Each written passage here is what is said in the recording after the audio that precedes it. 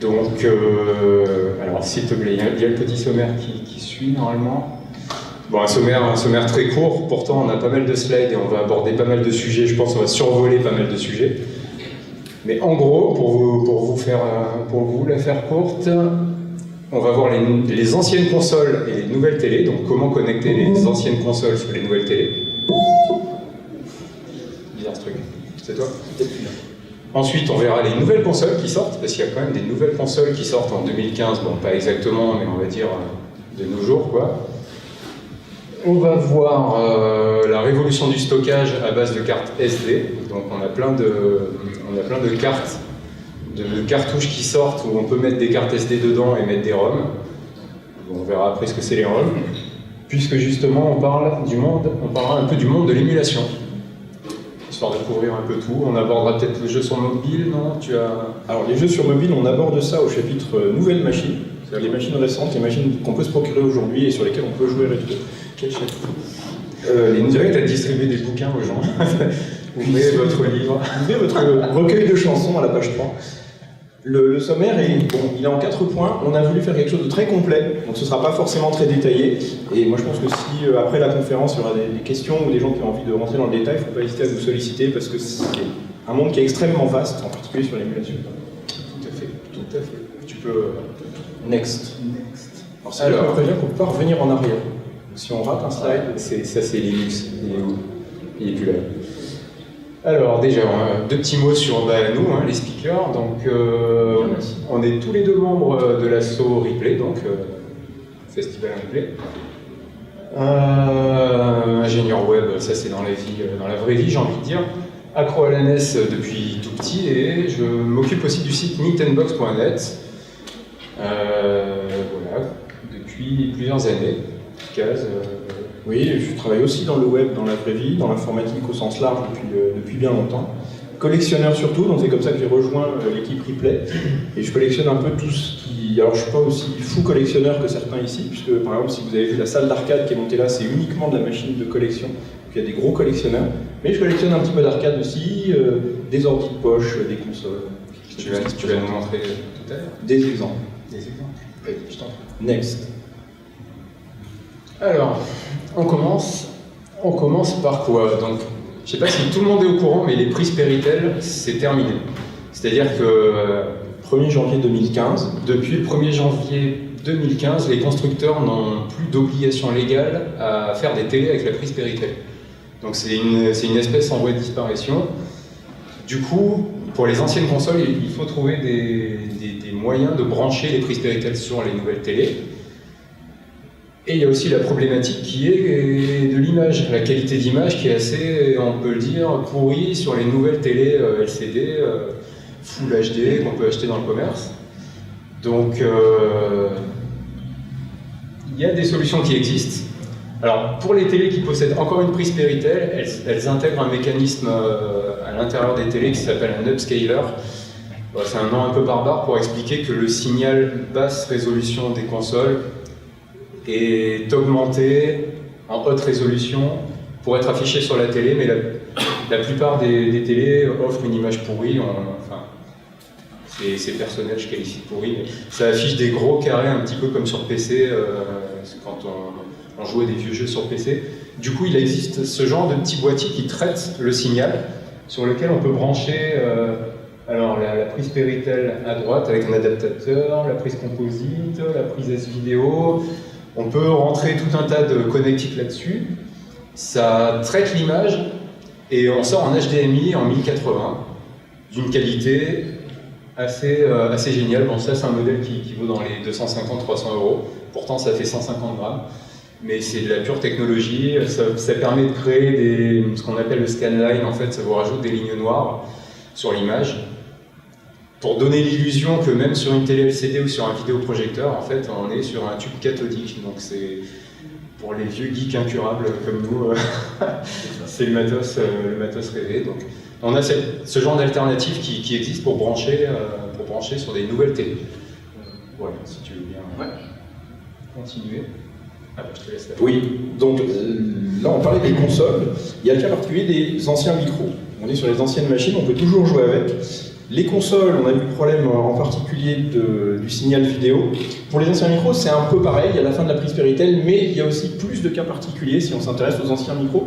J'ai mis l'exemple de l'Amstrad ici, parce que l'Amstrad, il avait ceci de particulier qu'il était vendu avec son écran, et que son écran était également l'alimentation électrique de l'ensemble. Donc en fait, si vous avez un ordinateur Amstrad, mais que vous n'avez pas le moniteur qui va avec, vous ne pouvez pas jouer avec. Donc ça pose plus de problèmes de s'intéresser aux ordinateurs de l'époque et d'essayer de jouer avec, parce qu'il y a ce genre de cas particulier qu'il faut savoir, il faut être un peu plus pointu sur ce qu'on recherche et sur le matériel dont on a besoin. J'ai une petite remarque sur le plan, sur le câble vidéo en fait, du CPC.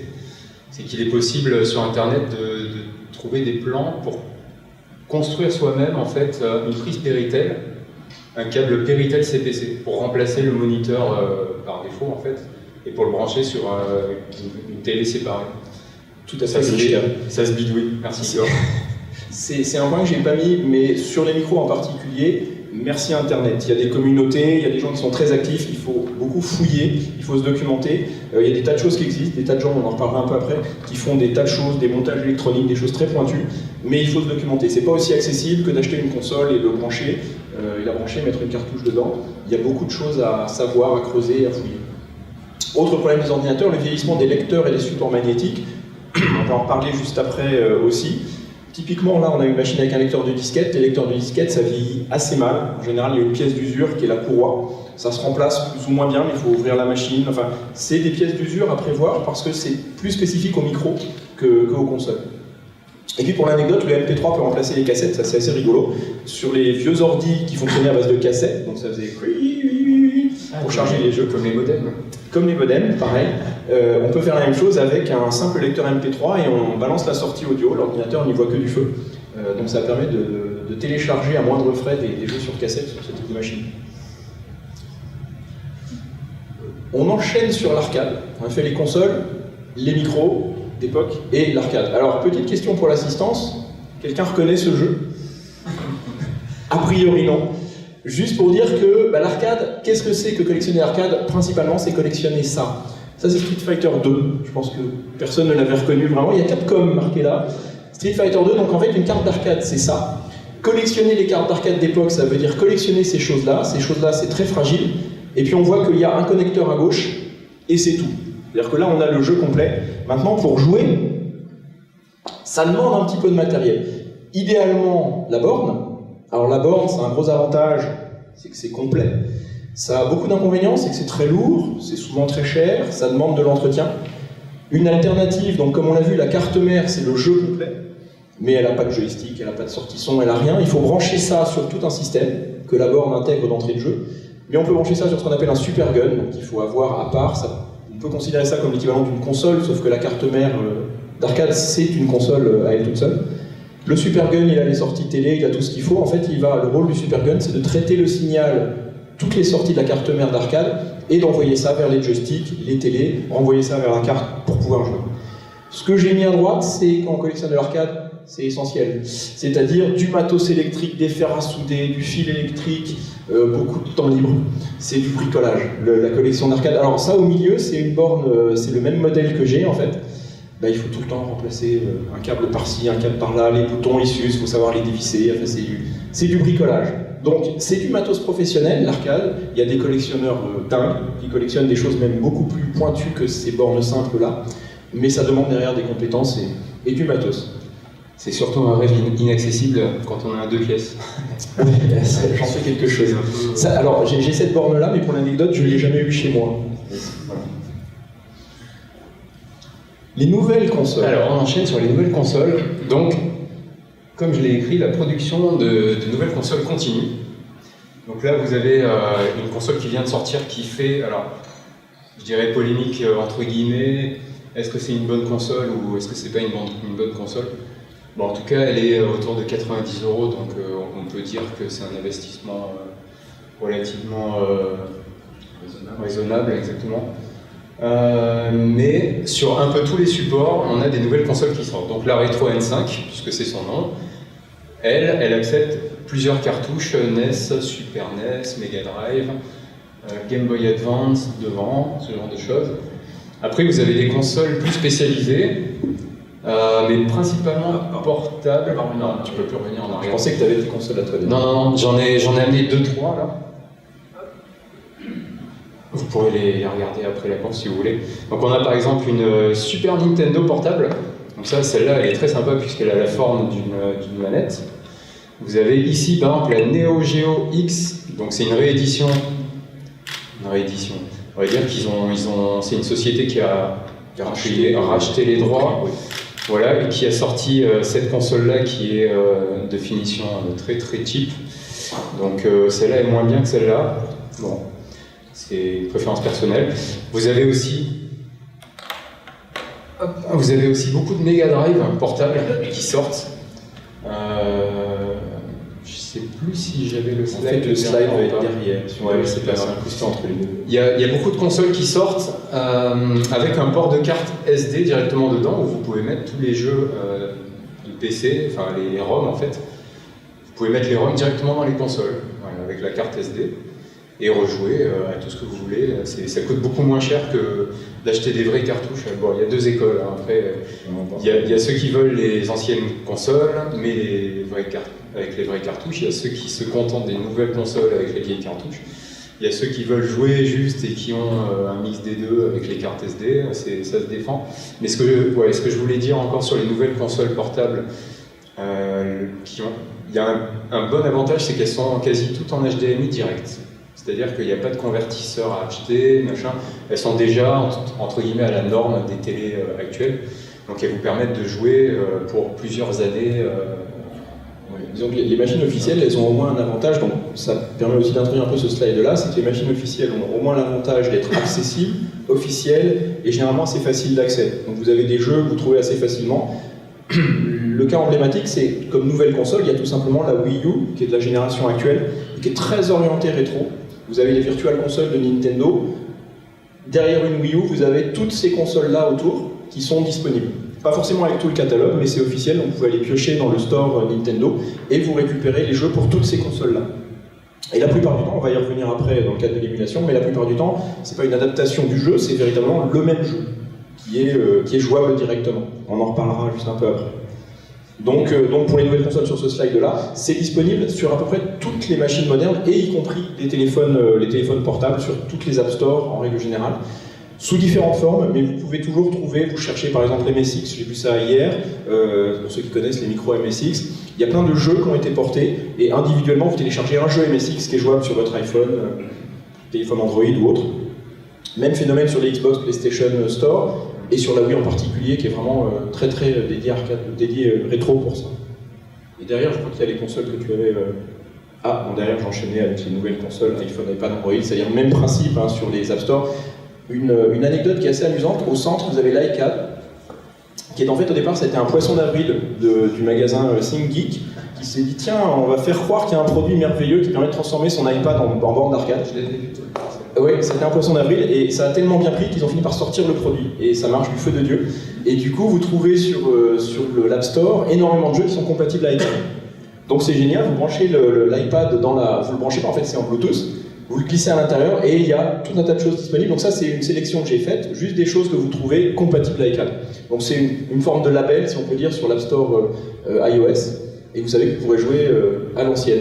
Namco, il y a Activision, il y a Atari, il y a Capcom.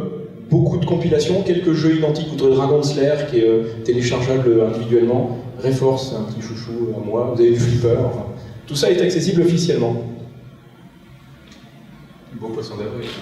Ah, le poisson d'avril, c'est une idée de génie. Voilà, ça c'est le retour aux nouvelles consoles. Ah oui, du coup, je reparle encore des nouvelles consoles, mais on s'est un peu embrouillé dans les slides. C'est marché sur les pieds, mais bon, c'est pas grave. C'est sympa. Pas grave. Bon, la Retro N5 que j'ai parlé tout à l'heure, le modèle d'avant c'était la Retro N3, qui pour moi était mieux. Enfin, mieux. J'ai des arguments techniques, hein, puisque la Retro N5, c'est de l'émulation. Je sais pas si je parle. On expliquera ce que c'est l'émulation ou juste pas. après. Donc en gros, c'est comme un émulateur sur PC pour tourner des jeux sur ordinateur, en fait, pour émuler le comportement d'une machine. Alors que la Retro N3, c'était des puces électroniques qui fonctionnaient vraiment comme les anciennes consoles. C'est une copie de l'architecture physique des anciennes consoles. Donc, bon, c'est pour ça que la Retro N5, pour moi, je n'aime pas trop. Le gros avantage de la Retro N5, ça reste d'accepter les cartouches que vous avez éventuellement dans vos tiroirs et vous les branchez sur la console. Exactement. Et ça marche à 95%. À peu près, voilà. Et après, donc, vous avez Hyperkin, qui est une marque. Alors, eux, ils ont fait la petite Superboy, là. Ils ont fait ça. C'est eux qui éditent les Retro N, qu'on voit ici. Ils font aussi des petits gadgets geeks comme ça. Donc, c'est une manette Super Nintendo qui fonctionne sur la vraie console. Donc ils rééditent des accessoires de l'époque avec un nouveau style, c'est assez sympa. Vas-y, si tu veux. Il y en a d'autres derrière. Bah voilà, la Superboy. Par contre, elle est disponible uniquement aux États-Unis. Donc vous pourrez la commander sur eBay principalement. Je crois qu'en France, elle n'est pas dispo. Il y a une version NES aussi à côté, toujours de Hyperkin. Donc ils font des matériels assez sympas. Enfin, c'est une marque qui représente bien l'univers Nintendo. Il y avait même des prises manettes. Carrément. Tu as en fait une prise audiovisuelle sur la tranche. Tu peux t'en servir comme d'une console de salon. Si tu veux jouer avec un copain à Mario Kart et la brancher sur la télé, tu peux le faire en fait. Donc ça peut être une alternative sympa pour remplacer ta Super NES qui a grillé. Ça peut toujours avec les cartouches d'époque. Exactement. Voilà. Donc, vas-y, je t'en prie. Je sais plus ce qu'on a derrière, c'est la surprise. Si, c'est Sega. Ah, c'est toujours ça. Donc vous aviez Hyperkin qui fait plus du Nintendo, et vous avez une autre marque qui s'appelle H&B qui fait plus de la Mega Drive, du Sega. Où donc je parlais de la portable, donc je ne l'ai pas amené. Sur cette portable-là, vous avez par exemple 20 jeux qui sont inclus dedans, et un port de carte SD pour mettre tout ce que vous voulez. Tous les jeux Mega Drive passent dessus. Ils ont fait un petit stick arcade aussi très sympa, où pareil, il y a des jeux dedans avec un petit port de carte mémoire. Eux, ils aiment bien les cartes mémoire. Moi, je trouve ça sympa. Donc H&B aussi, c'est une marque assez sympa, mais spécialisée Sega. Donc on a couvert Nintendo, Sega, on a fait un peu de SNK. Juste dans la petite machine juste au-dessus, j'en ai une équivalente, il y a des jeux préchargés en général. Ouais, c'est ça, il y a toujours une vingtaine de jeux, il y a toujours un Sonic, un Street of Rage, il y a quand même des classiques. C'est des choses qui coûtent 20-30 € maximum. Et là, s'il y a besoin d'acheter la Mega Drive et chaque cartouche, ça fait un petit pactole. Donc pour les non-puristes qui ne veulent pas spécialement s'encombrer à la maison et faire des grosses collections, ça peut être une alternative sympa. Après, les écrans sont un peu petits, mais c'est vrai que les jeux sont là. Alors l'écran sur la Mega Drive, la petite Mega Drive, il est super sympa. Il est aussi bien que la Game Boy Micro, un peu plus grand que la Game Boy Micro, mais je ne sais pas si tu as vu la Game Boy Micro au niveau de la finesse de l'écran. C'est de super bonne qualité. Celle-là aussi, alors qu'elle coûte peut-être 60-70 €, la petite Mega Drive portable. Et en comparaison avec cette bouse-là, pardon, mais je l'ai acheté et je le regrette. Donc celle-là, en fait, c'est de l'émulation aussi. Et vous avez un écran qui bave complètement. L'écran n'est pas, en fait, créé et construit pour la résolution de la Neo Geo. Donc, il y a, sans parler de la batterie qu'il faut dévisser et dessouder. Enfin, bon. C'est un bonheur. On va passer à autre chose pour calmer un peu, sans que ça t'énerve. Un ulcère reprend. C'est les nouveaux micros. On va passer un peu vite sur les nouveaux micros. Il y a beaucoup de choses. Ça rejoint ce que je disais tout à l'heure. Les nouveaux micros, donc par rapport, je parle pas de PC évidemment, je parle pas de Mac non plus. Je parle des Atari, je parle éventuellement des Spectrum, des choses comme ça. Il en existe. C'est pas forcément évident, il y a des effets d'annonce, il y a un phénomène de mode sur le rétro, donc il y a des effets d'annonce qui sont, ce que je dis c'est souvent du vaporware, c'est-à-dire on en entend parler, puis pouf, ça s'évapore, on n'entend plus parler. C'est un marché niche, c'est assez pointu, et ce que je disais aussi tout à l'heure, la communauté amateur est très active, donc il y a beaucoup de projets qui sont des projets amateurs et qu'il faut aller fouiller. Dans les annonces officielles qu'il y a eu en 2011 par exemple, il y a eu un New Commodore 64, donc la machine qu'on voit en haut à gauche, qui reprenait un boîtier du Commodore 64, avec une architecture de PC à l'intérieur. Oui, à l'intérieur c'était un PC qui était proposé théoriquement avec d'un côté du Linux et de l'autre une version Commodore 64 qui pouvait marcher et fonctionner sur étagère. En pratique ça a été un effet d'annonce, il y a eu des préventes qui étaient ouvertes et j'ai fouillé sur internet, je crois que personne n'en a jamais acheté et je crois que ça n'a jamais été vendu. 2015 ils sont en train de nous faire à peu près la même chose avec le Spectrum, donc on a un boîtier qui est là, c'est censé être une machine avec des jeux préchargés. On entend déjà parler de problèmes de copyright et de choses comme ça, donc 2015, point d'interrogation, c'est annoncé, on ne sait pas. Mais c'est des choses à suivre, parce qu'il y a ces projets de ce type-là. Alors, beaucoup de projets, comme par exemple celui du Spectrum, sont sur Kickstarter ou des plateformes comme ça, donc ils rassemblent des financements, ou pas d'ailleurs, et puis il faut suivre ça de près pour savoir ce que ça va devenir. Et puis pour l'anecdote, on peut toujours trouver de l'Amiga, donc j'ai mis à gauche. Amiga OS continue à évoluer, la plateforme Amiga continue à évoluer. Une configuration aujourd'hui Amiga OS 1,1 GHz, 2 Go de RAM, 500 Go de disque dur, c'est environ 1 000 €. Ça existe, c'est cher, c'est pointu, marché de niche. Même chose pour du compatible Atari ST, ça existe toujours. On peut acheter une carte mère toute seule, donc équipée de rien du tout, si ce n'est sa propre puissance de calcul, 600 € environ. Il faut avoir envie, il faut être sacrément nostalgique. Mais ça existe, donc ça me paraissait important de le dire, parce que comment jouer rétro en 2015, voilà, c'est une piste, même si ça demande pas mal d'investissement. Petit slide un peu technique. Ça, c'est l'alternative au slide qu'on vient de voir juste avant, c'est-à-dire des projets un peu vaporeux ou très chers. FPGA, Raspberry Pi et les fans. Alors, FPGA, c'est très technique. Je vais essayer de lutter contre ma nature de technicien. C'est les puces dont parlait Lionel tout à l'heure. C'est des puces qui peuvent se reprogrammer. Et puis, du coup, se programmer pour faire comme si c'était une puce de Mega Drive ou de Super Nintendo. Et on est dans du hardware, c'est-à-dire dans du matériel. Donc, ça fonctionne très vite et très efficacement. Et le FPGA, c'est quelque chose qui s'est très démocratisé. Je ne sais pas pourquoi, mais il se trouve que beaucoup d'amateurs travaillent le FPGA aujourd'hui et font des choses.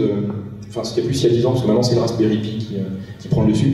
Raspberry Pi, c'est un ordinateur à tout faire, on peut le dire comme ça, et je pense que c'est l'avenir, on en reparlera, mais du rétro gaming et de beaucoup de projets amateurs. Vous en avez croisé, si vous avez visité l'exposition, vous avez croisé beaucoup de Raspberry Pi sans le savoir, parce que la plupart du temps, ils sont déguisés en autre chose. Et ils sont très forts pour ça, les Raspberry Pi.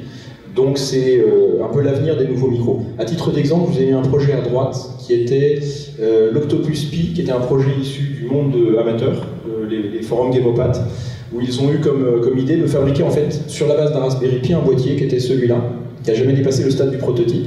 Et dans ce boîtier, vous pouviez mettre des cartes SD, et en fonction de la carte SD, vous aviez un Amstrad, ou un MSX, ou une Super Nintendo. L'idée était magnifique. Ça n'a pas été jusqu'au stade de la production, mais il en est resté quand même des cartes SD que vous pouvez mettre dans un Raspberry Pi. Et puis vous avez un MSX, un Amstrad, etc. Donc pareil, tout ça, ça existe. Alors à gauche, c'est une machine qui est vendue, que vous pouvez acheter sur étagère, qui émule, je crois, 13... ça n'émule pas, c'est à base de FPGA. Donc vous avez 13 appareils que vous pouvez jouer à l'intérieur. Et puis au milieu, c'est un Amstrad, qui a été fabriqué cette année par un amateur. Je ne sais pas si ce monsieur le vendra un jour, mais je suis sur le coup. Je tiens au courant. Mais c'est quoi un Raspberry? C'est quoi un Raspberry? Non, c'est un... Raspberry, c'est un ordinateur. En deux mots, pour ceux qui se demandent encore ce que c'est un Raspberry Pi, c'est un nano PC. Voilà, c'est décrit comme un nano PC.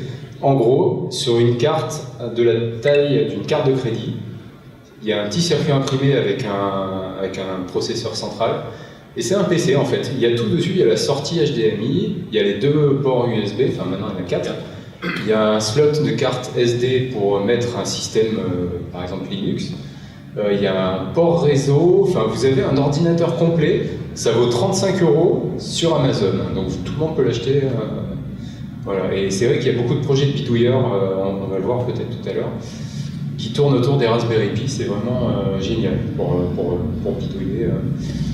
Voilà, fin de la parenthèse. Peut-être j'ai débordé sur toi. Non, mais moi je pense que le Raspberry Pi, ça a vraiment de l'avenir dans le rétro. Ouais. Il faut parler de moi. Ouais. Alors, maintenant on va parler de la révolution du stockage.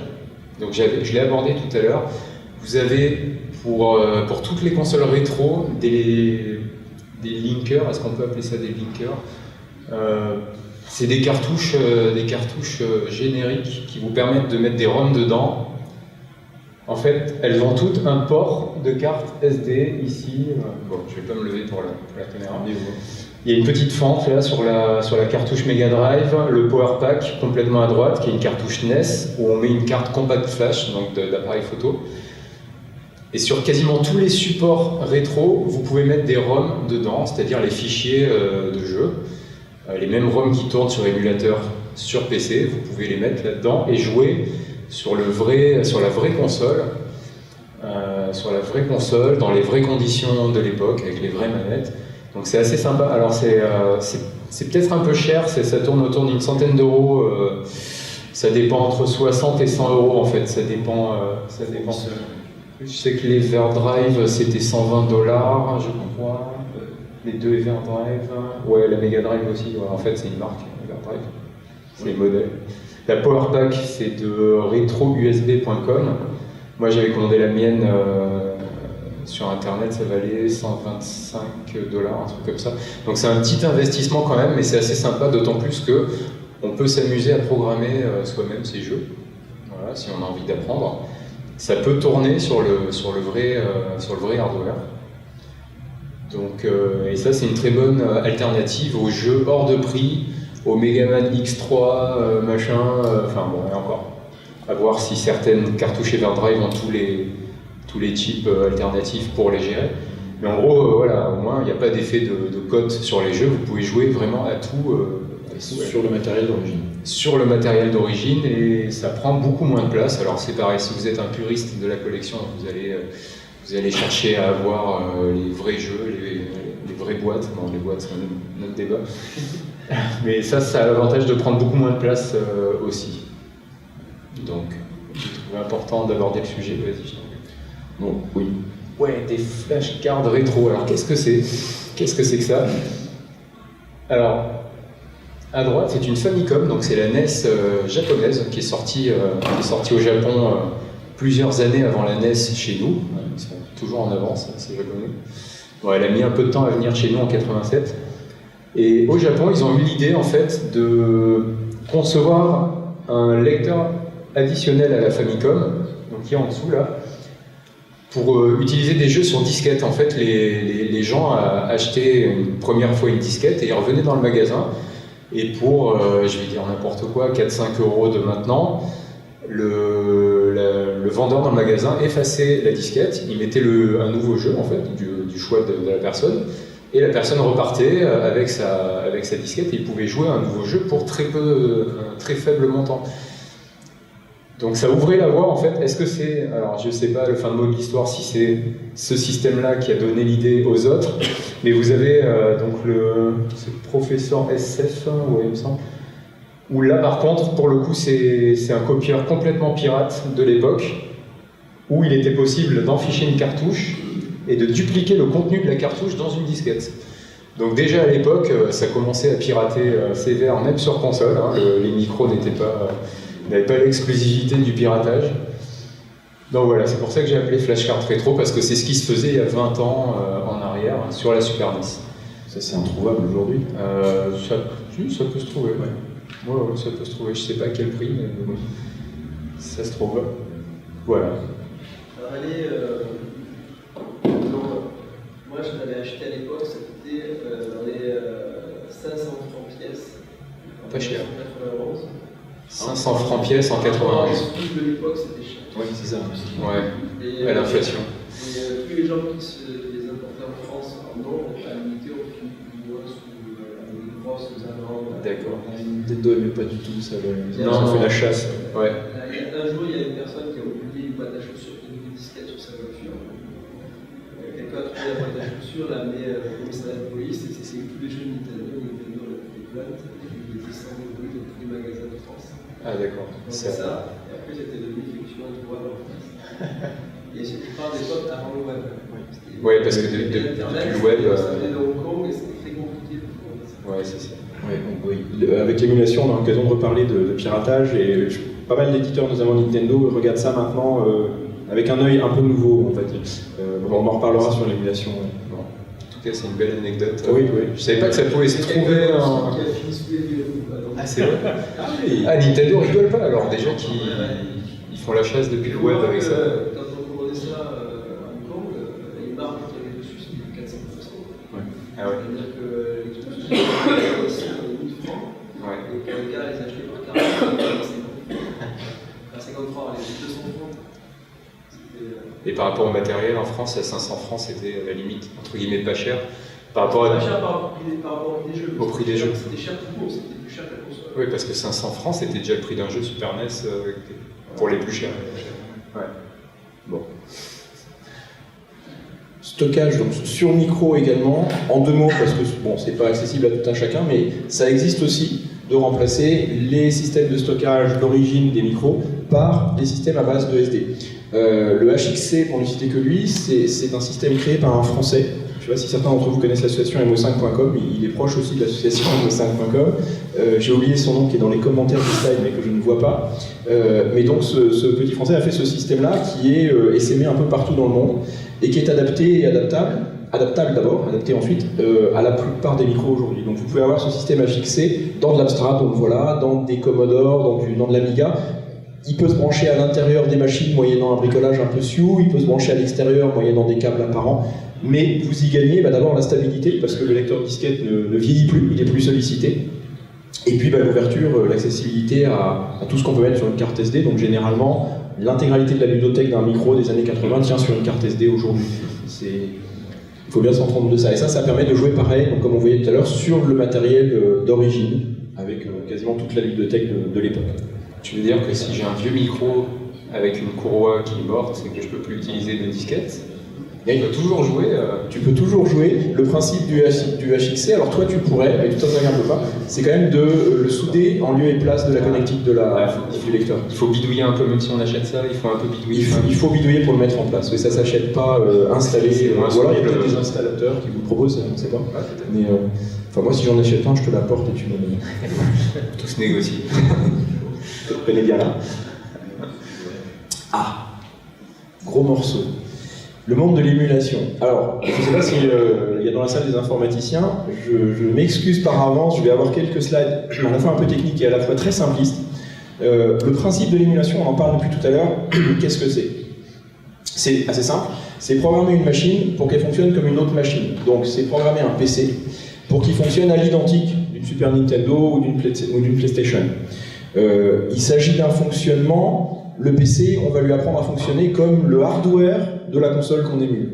Sinon on parlerait de simulation, c'est des nuances qui sont un peu subtiles, mais ça veut dire que, concrètement, on avait autrefois des machines, donc c'est là où je suis hyper simpliste et je m'en excuse auprès des informaticiens dans la salle, en termes de vitesse de traitement du processeur principal, on avait des machines qui étaient, donc pour la Super Nintendo, à 3,58 MHz, c'est limité. On est passé à la PlayStation à 33 MHz, toujours pour l'unité, donc on voit qu'il y a un gap de puissance entre les deux. Aujourd'hui, on a tous dans la poche des iPhone 6 ou équivalent. On compare ça aux deux consoles, on est multiplié par 200, je crois. On a 1400 MHz versus, je sais plus, on était à 40 sur la PlayStation. Donc ça veut dire que tout ce gain de puissance qu'on a entre les machines modernes et les anciennes, dans le cœur, dans le fonctionnement de l'iPhone, on va y mettre en dur le fonctionnement machine de la PlayStation. Toute la PlayStation, on la prend, on la met dans du logiciel iPhone, et puis du coup, le CD-ROM de la PlayStation, il va se sentir chez lui sur un iPhone. C'est ça le principe de l'émulation.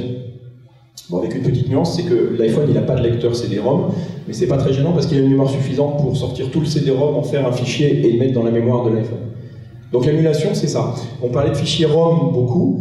Fichier ROM, c'est l'équivalent de se dire je prends le CD-ROM, j'en fais un fichier informatique. Et boum, j'ai une ROM. Alors le ROM, ça veut dire la mémoire d'une carte Super Nintendo, ça veut dire la mémoire d'une carte d'arcade. Tout ce qui est le logiciel, ce sera une ROM quand c'est converti en fichier pour l'émulation. Et puis le reste, c'est un émulateur. Donc l'émulation, ça fonctionne avec Windows, macOS, Android, Linux. Et j'ai même mis un appareil photo parce que oui, il y a des cinglés qui compilent des émulateurs pour des appareils photo. C'est pas si idiot que ça, il y a des touches haut, bas, gauche, droite sur les appareils photo. Il y a un microprocesseur, il y a la puissance de calcul. Donc allons-y, on peut faire de l'arcade sur les appareils photo. Street Fighter. Street Fighter, ça doit être difficile de sortir les Ryuken. Le quart de cercle. Le quart de cercle, ça doit pas être évident. Mais si, il y a une molette. Par contre, tu peux faire des snapshots du jeu en très bonne qualité. Ajoute-y les télés aussi, il y a des mecs qui sont assez barjots pour faire. Exact. Mais surtout qu'aujourd'hui, il y a des télés Android et des choses comme ça, et des App Store sur les télés. Même Android, direct sur les Samsung. Mais on a d'ailleurs dans la salle un spécialiste de l'émulation qui avait de nombreux sites, notamment, là je ne l'ai pas cité, mais ça tourne l'émulation également sur des PlayStation, des PSP. Sony a perdu un procès face à la communauté émulation qui utilisait le hardware Sony pour faire de l'émulation d'autres machines. Et Sony a dit non, vous touchez pas à mon firmware, à mon logiciel natif de mes PSP. Et la communauté a dit si, ça a été au tribunal et Sony a perdu. C'est-à-dire que les hackers avaient le droit d'utiliser leur PSP pour faire ce qu'ils voulaient avec. Il y a aujourd'hui des machines, alors destinées à l'émulation, très clairement. Il y a des machines dédiées, donc en haut à gauche, c'est la Pandora. C'est un système qui est assez joli dans son concept, parce que c'est un système qui est né de la communauté émulation, de la communauté hacker, de la communauté geek. C'est un système qui est prévu, on le voit un petit peu dans l'image, pour émuler des machines qui ont des croix de direction, des claviers, des commandes un peu bizarres.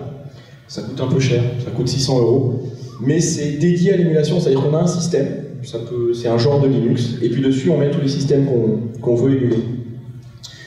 C'est disponible aussi, des machines dédiées à l'émulation sont disponibles sous Android. Alors j'ai pris celle-là avec moi. Donc on est sur une tablette Android 7 pouces, mais on a des contrôles physiques dessus. Alors les contrôles physiques, ils sont clairement... Ils sont PSP. Ça, ce serait une grosse PSP. On va manger beaucoup de soupe. Il y a du Joy... j'oublie toujours, celui-là il n'est pas... Joystick, mais il est analogique. Voilà. Il y a du Joy analogique, donc c'est destiné aux jeux modernes, mais il y a aussi du Joy, du D-pad, ce qu'on appelle, donc au bas gauche-droite. Ça c'est très clairement dédié au rétro. C'est du 7 pouces, c'est de l'Android dessus, et il y a l'App Store disponible dessus, donc on peut télécharger tout un tas de choses. Je ne prendrai pas le risque de l'allumer parce que la batterie tient mal en veille. Mais ça, c'est des choses qui viennent de Chine pour la plupart, pas seulement. En bas, en bas à droite, vous avez du NVIDIA, ça vient de Chine aussi en fait. NVIDIA, ça c'est un très très bon matériel. C'est prévu aussi pour faire du jeu officiel sur PC, ça peut streamer. On me dit que quelqu'un possède la Shield dans la salle. Non, je ne sais pas, il y a Sophia et réseau avec. D'accord. Voilà. Ça c'est la petite. Ça c'est la petite, ça c'est la grosse, d'accord. Ça c'est le pad, donc ça c'est la 2. Ça c'est la tablette, ça c'est la... Ouais, ça c'est la 1 qui était en 5 pouces, et ça c'est effectivement la 2, où on a une tablette qui est archi musclée et un pad séparé. Mais ça c'était le principe d'avoir tout en un, donc ça se replie. La machine est 5 pouces et vous avez tous les contrôles dessus. Et puis pour l'anecdote, j'ai mis cette petite machine en bas à gauche que j'avais aussi, qui a un beaucoup plus petit écran, sur un OS dédié, mais même sur cet OS dédié, sur cette petite machine un peu obscure, il y a des hackers qui ont porté des tas d'émulateurs, et puis on peut brancher des cartes mémoire, et voilà, donc ça c'est vraiment des machines destinées à l'émulation, et pour l'anecdote, donc vous avez visité l'exposition dans la salle Léo Lagrange, quasiment tous les jeux qui tournent dans la salle Léo Lagrange doivent être là-dessus, tous, et même plus, évidemment.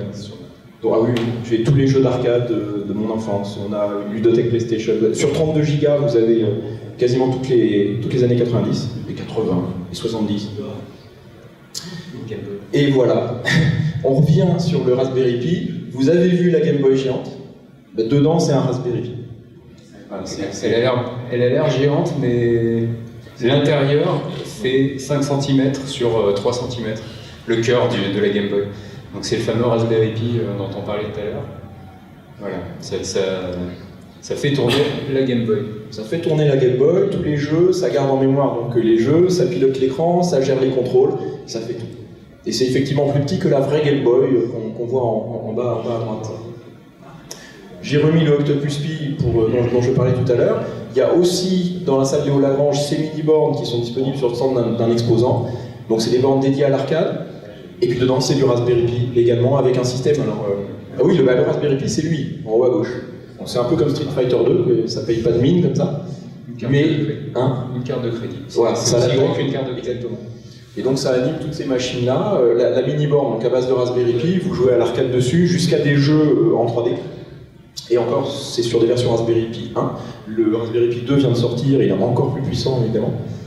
Donc c'est un peu pour ça que je disais tout à l'heure que c'est un peu l'avenir du jeu rétro, parce que la plupart des machines qui aujourd'hui vous proposent de jouer rétro, y compris sur Wii par exemple, c'est de l'émulation.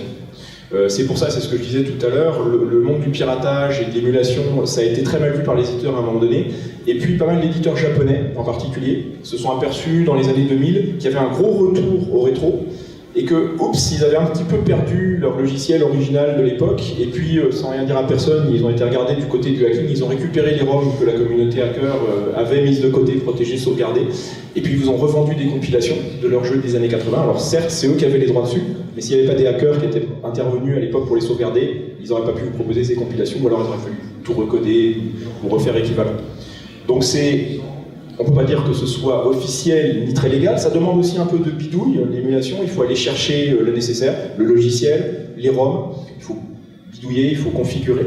Mais aujourd'hui, c'est vraiment l'avenir du rétro, parce que les machines, elles vont vieillir, les cartouches, elles sont de plus en plus rares, alors que les jeux dématérialisés est cher, et il y a le phénomène de la spéculation sur le rétro. L'émulation, c'est accessible, c'est protégé, c'est dématérialisé, et c'est même réutilisé par les éditeurs. C'est quelque chose d'incontournable. Je crois que c'est le dernier slide. C'est bien. On est dans les temps. On est dans les temps. Donc merci pour votre écoute. Maintenant, si vous avez encore quelques questions, on a un petit peu de temps. Question. Pour revenir sur votre première slide, notamment sur les consoles avec les prises Péritel. Oui.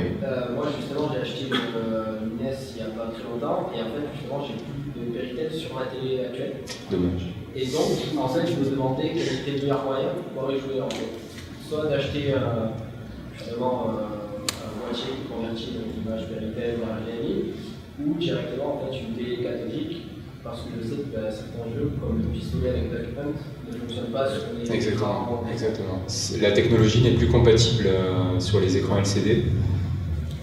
Après, les écrans cathodiques, on en trouve sur le trottoir, j'ai envie de dire. Un petit 36 cm, ça peut être toujours sympa de conserver ça à la maison. Maintenant, il y a des convertisseurs Péritel HDMI qui valent 60 €. C'est quand même une somme. Et ça fait une image relativement propre. La qualité, c'est est-ce que ça vaut les 60 € ou est-ce qu'il vaut mieux trouver une télé cathodique, justement, 36 cm qui convertisse sous 20 € si on va sur les... Si j'ai envie de dire, si vous avez la place pour stocker la télé, il vaut mieux la vieille télé. C'est moche comme nom. Ouais, mais c'est ça en fait. Le tube cathodique. Ouais, le jeu après sera la meilleure qualité, joue sur la télé, enfin sur le cathodique, au final sur le LCD. Disons que l'image sera... Il y aura l'effet des pixels carrés en fait sur l'écran LCD, puisque sur le tube cathodique, on profite des défauts d'affichage pour en fait affiner l'image. Il y a tout un tas de techniques, même dans le développement de jeu, qui tirent parti des défauts du cathodique pour afficher une image sympa. Une fois que c'est transposé sur le LCD, c'est beaucoup moins joli. Donc après, si vous avez les moyens d'acheter quelque chose comme le XRGB Mini que j'ai montré tout à l'heure, le petit module qui, ouais, c'est très cher. Il y a des prévalences de couleurs de pixels qui font que si tu as un ciel en dégradé bleu, quoi qu'il arrive sur la CD, tu vas en marron. Ouais, c'est ça. L'écran cathodique de l'époque, juste ça va juste ce qu'il faut. Alors demandez-moi le micro quand vous voulez poser des questions, n'hésitez pas. Vous allez vous faire engueuler. Ouais. La commode, je le connais, il est la commode. Je n'oserais pas. Au fait, moi, je me permets, pour le cathodique, ton Duck Hunt qui fonctionnera, parce que tu retrouveras ton balayage et tu pourras t'en servir, parce que tu ne pourras jamais faire avec un adaptateur quelconque. À 13h, il y a eu une conférence justement sur ça. Tu as Seb de Sud Rétro Electro qui est dans la salle principale là-bas. Tu peux lui poser des questions, franchement, sur ce sujet-là, tu vas être plus que servi. Il y a la télé avec le jeu pistolet. Il y a... Non, ouais, ça c'est... C'est la personne. Ouais, mais lui, c'est pas là où il y a la télé avec le Duck Hunt, c'est là où il y a le simulateur de Formule 1. Ouais.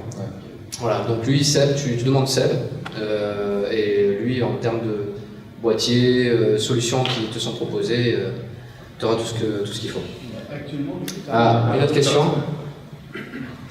Merci. Je t'aime.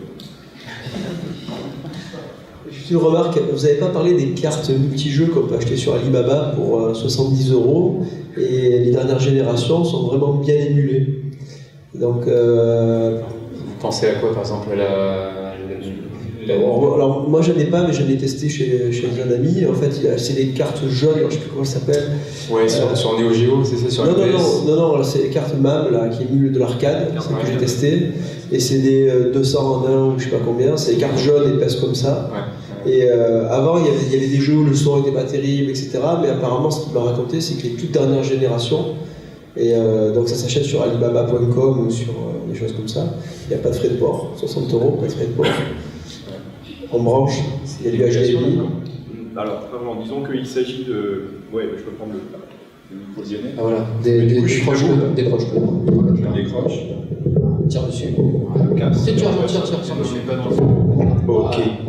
Oui, disons que quand il s'agit de cartes d'arcade, c'est un peu la même problématique que tout à l'heure avec Street Fighter 2. C'est-à-dire qu'une fois que vous avez la carte d'arcade, comment est-ce qu'on joue avec? Donc c'est pas tellement ce qu'il y a dessus, c'est plutôt comment on joue avec la problématique. Celle dont je parle sont les connecteurs Java bornes. Ou elles ont la prise HDMI pour les mettre sur la télé. Ou la prise HDMI, Ouais, d'accord. elles ont les deux. Je connais pas les versions prise HDMI. Ça, c'est les dernières générations, c'est des trucs qui sont depuis 4-5 mois, enfin d'après ce que. Ouais. Alors moi je n'en ai pas, mais c'est la personne qui m'a vendu la chose qui m'a dit regarde, il y a les prises, tu peux brancher des joysticks PS2, tu peux brancher sur ta télé, tu peux brancher sur ton connecteur JAMA, sur ta borne d'arcade avec Ça c'est très tentant. Pourtant je connais Alibaba et DX.com. Oui, il faut pas que je craque cette année. À chaque replay, je craque. Il y a le temps pour une dernière question, si quelqu'un en a une du moins. Ouais, ok. Ouais. C'est un peu en fait lié par rapport au pistolet de tout à l'heure, mais sur toutes les consoles en fait. Du coup, on est vraiment lié à une télé. On peut pas, il y a aucun moyen de passer outre ça. Alors, pas à ma connaissance. Après, je sais pas, quand tu parlais de Seb, Cédric, Ouais. Non, en fait, il y a un moyen pour. c'est historique. Hein. Tu as toujours un appareillage qui est lié à la console, parce que la console, de toute façon, elle diffuse sur. C'est historique. Tu prends l'Atari 2600, c'est l'entrée antenne. Donc tu dois rechercher le canal. Tu fais ça, tu essaies de faire ça sur une télévision moderne, je te souhaite bonne chance. Voilà. Après, il y a encore des adaptateurs qui transforment le signal, qui démodulent le signal modulé. Donc c'est un peu, voilà, l'Atari module le signal et la télé démodule, comme on passe par antenne. Mais là, pour le pistolet de la NES, c'est vraiment lié à la technologie du tube cathodique. Donc peut-être qu'il pourrait y avoir un projet de crowdfunding, je ne sais pas quoi, avec un filtre à poser sur un écran LCD, je ne sais pas. Ça pourrait être sympa. Il y a le même souci avec le robot, par exemple, sur NES, où les yeux en fait du robot, c'est comme la technologie du zapper. Donc on a ce problème-là, ça ne marche pas aussi avec le LCD. Et malheureusement, les tubes cathodiques vont être de plus en plus durs à trouver, de plus en plus en panne. Qu'est-ce qu'il faut investir dans le tube cathodique en fait? Parce que là, on les trouve au bord du trottoir, mais dans 10 ans, ça. Il faut les stocker maintenant. C'est ça. Ça vaudra 200 €. Mais c'est pas que la NES. Mais en fait, effectivement, sur les pistolets, alors quasiment tous les pistolets, ça se basait sur la technologie de scanline, c'est-à-dire vraiment le fonctionnement du tube cathodique, avec le canon à électrons, etc. Et il y avait même certaines technologies qui demandaient une connexion spécifique à la vidéo, en plus de la connexion à la console, pour suivre où en était le balayage. Et ça, depuis la Wii, quand ils veulent faire ce genre de choses, ils le font avec les capteurs de la Wii, c'est-à-dire avec les capteurs de mouvement et de position du Joy. Donc on pourrait imaginer des systèmes qui reprennent, qui émulent à partir des nouvelles technologies type Wii, mais sinon le pistolet en lui-même, il est absolument incompatible avec les affichages Voilà. en plat, que ce soit LCD ou... Parce que c'est en fait quand tu tires avec le pistolet, tu as une fraction de seconde où tu as l'écran où il y a un carré, enfin il devient noir, il y a juste un carré que le zapper reçoit, en fait le pistolet reçoit, et lui en fait va interpréter le signal comme quoi est-ce que tu as bien touché, enfin est-ce que c'est bien pointé sur le carré en question. Donc ça, même si tu avais un capteur, c'est pas compatible avec l'appareil lui-même. Merci à Yo-Yo et à Kaz. Vous pouvez les applaudir. Hein.